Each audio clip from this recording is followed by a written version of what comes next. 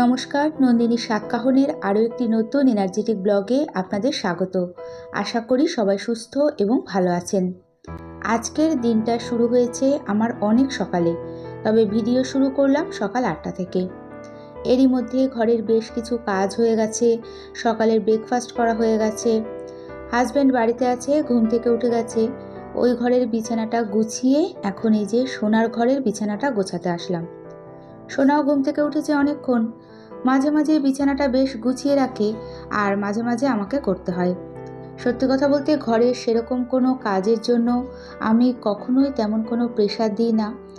যেটুকু নিজের ইচ্ছা করে সেটুকুই যথেষ্ট। অনেকে বলে যে মেয়েদের ঘরের কাজ শিখতে হয়, না হলে ঘরের কোনো কাজ করতে পারবে না। আমার কিন্তু সেটা একদমই মনে হয় না। নিজেদের দিয়েই আমরা কিন্তু সেটা ভালোভাবে ফিল করতে পারি। আমরা কজন আগে ঘরের কাজ, রান্নাবান্না এগুলো করতে পারতাম বা করতাম? করার কথা কখনো মাথাতেও আসেনি। আর এখন আমাদের কাজ দেখে কেউ বলবে না যে আমরা ঘরের কাজ, রান্নাবান্না এগুলো করতে পারি না। পরিস্থিতি আমাদের সব কিছু শিখিয়ে দেয়। এখন তো মোটামুটি ঘরের যাবতীয় কাজ আমরা সবাই একা হাতে ঠিক সামলে নিই এবং প্রতিদিন নিজের কাজকে আরও ভালো করার চেষ্টা করি, তাই না? যাই হোক, কথা বলতে বলতে বিছানাটা গুছিয়ে নিয়েছি। আর এই যে ইনডোর প্ল্যান্টটায় খুব সুন্দর দুটো ফুল ফুটেছে। অনেক দিন হলো প্ল্যান্টটা ঘরে রয়েছে, তো আজকে এটাকে ব্যালকনিতে রেখে দিয়ে এই যে স্নেক প্ল্যান্টের টবটা ছোট্ট টেবিলটার ওপর রাখলাম। এই তো এই ঘরটা ভালো করে ডাস্টিং করে ঘরটা গুছিয়ে তারপরে এই ডাইনিংয়ে যে ওয়ার্ড্রপটা রাখা আছে সেটা ভালো করে পরিষ্কার করে নেব। দেখে কিন্তু পরিষ্কারই মনে হচ্ছে। লাইট কালার বলে ধুলোবালিটা খুব একটা চোখে পড়ে না। এখানে ওপরে কিছুই রাখি না, শুধু একটা ইনডোর প্ল্যান্ট রাখি। ঘরের যে কোনো জায়গা যত ফাঁকা থাকে দেখতেও ভালো লাগে, তার সাথে পরিষ্কার করাটাও সহজ, সময় কম লাগে। আর প্রতিদিন আমাদের প্রত্যেকের ঘরের কিছু না কিছু জিনিস ডাস্টিং করতেই হয়, পরিষ্কার করতে হয়। ঘর গোছাতে যতটা না সময় লাগে পরিষ্কার করতে বেশি সময় লাগে। আর এই সময়টাকেই আমরা গৃহিণীরা যে কিভাবে ম্যানেজ করে ঘরবাড়ি পরিপাটি করে রাখি সেটা একমাত্র আমরাই জানি। আগে যেমন অনেকেই ভাবতো বা মনে করতো ঘরে তেমন কোনো কাজ থাকে না, তবে আজকাল অনেকেই স্বীকার করে যে যে কোনো জবের থেকে ঘরের কাজের পরিমাণ বহু গুণ বেশি, তার সাথে হেডেকও অনেক বেশি।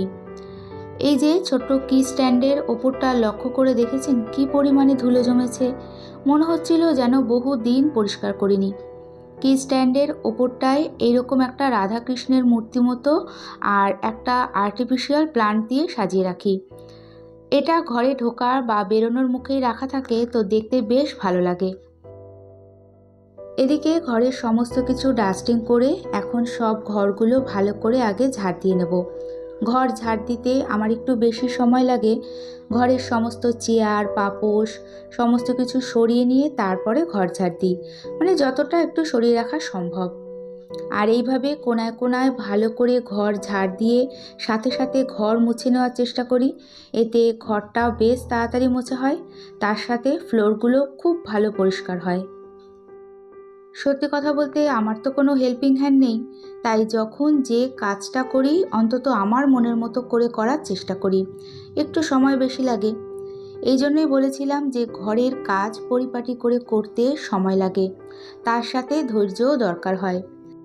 কারণ রেগুলার আমাদের একই কাজ করতে হয়, সেটা ধৈর্য না থাকলে কখনোই হয় না। একজন ওয়ার্কিং ওম্যান মানে বাইরে চাকরি বাকরি কিছু করে, তাদের 7 দিন ঘরে থেকে একটানা কাজ করতে বলুন বা ঘরে থাকতে বলুন, দেখবেন তারাও হাঁপিয়ে যায়। তারাও বলে যে না, ঘরের কাজ বাইরের কাজের থেকে অনেক বেশি। যদিও তারা দেখবেন যে বাইরে যাওয়ার আগে ঘরে কাজ করে বা ঘরে ফিরে এসেও ঘরের কিছু কাজ করে, তবে ওই যে বাইরে বেরিয়ে লোকজনের সাথে কথা বলে তারা অনেকটা রিফ্রেশ হয়ে যায়, তাদের মাইন্ডটাও পুরো ফ্রেশ হয়। যাই হোক, আর আমি যে সংসারের কাজগুলো গুছিয়ে করি এর জন্য যে এনার্জিটা পাই, এটা অনেকটাই আপনাদের জন্য।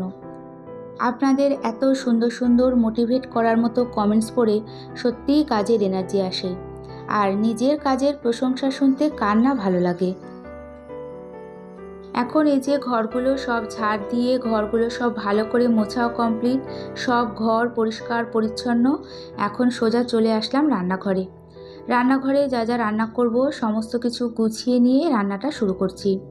এদিকে ভাত বসিয়ে দিয়েছি, আর ভাতে দেব আজকে 3টে উচ্ছে সিদ্ধ। আমার আর সোনার জন্য। হাজব্যান্ড উচ্ছে সিদ্ধ খায় না। গতকাল বেশ বড় শিং মাছ এনেছিল, সেটাই আজকে রান্না করব। শিং মাছ ভাজতে গেলে কী পরিমাণে তেল ছেটে সেটা তো সবাই জানে, তাই একটু ঢেকে ঢেকে সাবধানে মাছগুলো ভেজে নেব। যে কোনো আঁশ ছাড়া মাছই ভীষণ ফোটে। তবে জানেন, আজ থেকে 3-4 বছর আগেও আমি যখন মাছ ভাজতাম, বলতে গেলে ছোট বড় সমস্ত মাছই আমার কাছে ফুটতো, মানে তেল ছিটতো। সেটা অবশ্য এখন খুব একটা হয় না। যাই হোক, এরকম করে বারবার ঢেকে ঢেকে মাছ ভাজতে গেলে, অল্প মাছ ভাজতে গেলেও প্রচুর সময় লাগে। পুরো একবার কমাতে হয়, ঢাকতে হয়, মানে সময়টা প্রচুর লাগে। যাই হোক, মাছগুলো ভেজে নিয়ে তারপরে তেলের মধ্যে জিরে তেজপাতা ফোড়ন দিয়ে আলুগুলো একটু ভেজে নেব। আলুগুলো ভাজতে ভাজতে ওদিকে ভাত হয়ে গেছে, তো গ্যাসের ফ্লেমটা কমিয়ে নিয়ে ভাতের ফ্যানটাও ঝাড়িয়ে নেব। জ্যান্ত শিং মাছের ঝোল আদা জিরে লঙ্কা বাটা দিয়ে করব। যদিও মাছগুলো এখন আর জ্যান্ত নেই, তো হাজব্যান্ডকে বলেছিলাম একটু কাঁচা কলা এনে দাও। আমার শ্বশুরবাড়িতে দেখতাম যে জ্যান্ত শিং মাছের ঝোল কাঁচকলা আলু দিয়ে করে। তো হাজব্যান্ড বলল যে কাঁচা কলা লাগবে না, আলু দিয়েই পাতলা করে মাছের ঝোল করো। এই যে আলুর সাথে মশলাটা কষানো প্রায় হয়ে গেছে, আর আলুও প্রায় সিদ্ধ হয়ে গেছে। তারপর ঝোলের জন্য গরম জল ইউজ করেছি। যে কোনো রান্নায় গরম জল ইউজ করলে তরকারিটা খেতেও ভালো হয়, তার সাথে রান্নাটাও তাড়াতাড়ি হয়। ঝোল ফোটার জন্য এক্সট্রা যে টাইম সেটা লাগে না। যতটা তাড়াতাড়ি করা যায় ততই ভালো, কারণ গরম হোক বা শীত, রান্নাঘরে বেশিক্ষণ থাকতে কারোরই খুব একটা ভালো লাগে না। ঝোলটা ভালো করে ফুটে উঠলে মাছগুলো দিয়ে আবারও 2-3 মিনিট হাই ফ্লেমে ফুটিয়ে নিয়েছি। এই তো রেডি শিং মাছের ঝোল। একটু পাতলা করেই করলাম, খেতে বেশ ভালো হয়েছিল। এক পদ রান্না করি আর 2 পদ রান্না করি। রান্নাঘর পরিষ্কার করতে আমাদের প্রচুর সময় লাগে।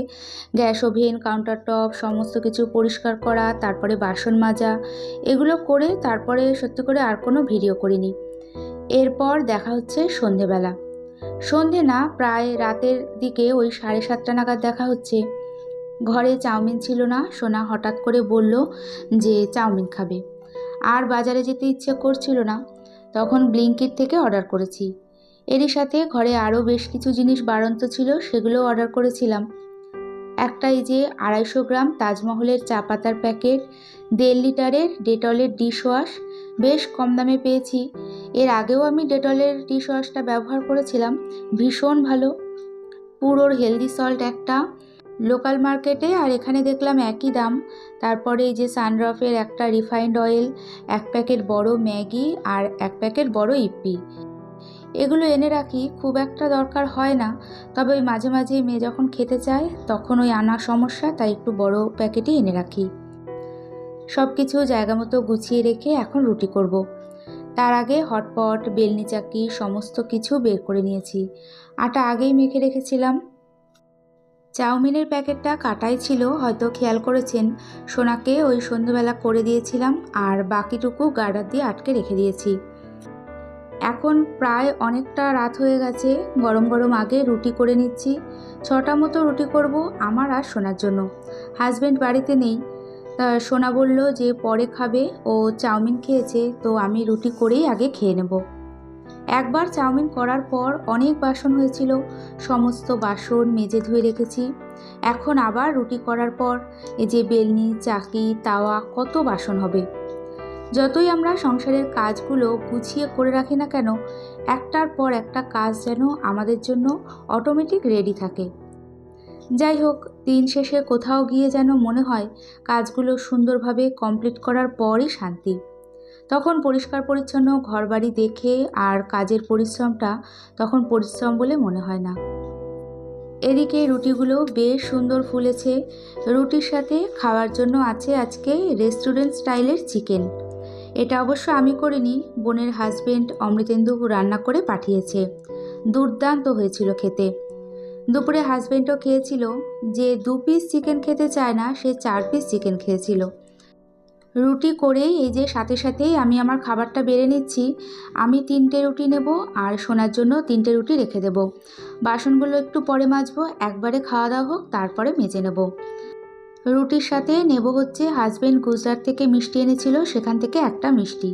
এই মিষ্টিটা পুরো ঘিয়ে তৈরি আর ফার্স্ট টাইম এই মিষ্টিগুলো আমরা খেয়েছি। এরই সাথে আজকে ভিডিওটি এখানেই শেষ করছি। ভালো লাগলে একটা লাইক করে কমেন্টস করে চ্যানেলটি সাবস্ক্রাইব করে রাখতে পারেন। সবাইকে জানাই অনেক ধন্যবাদ।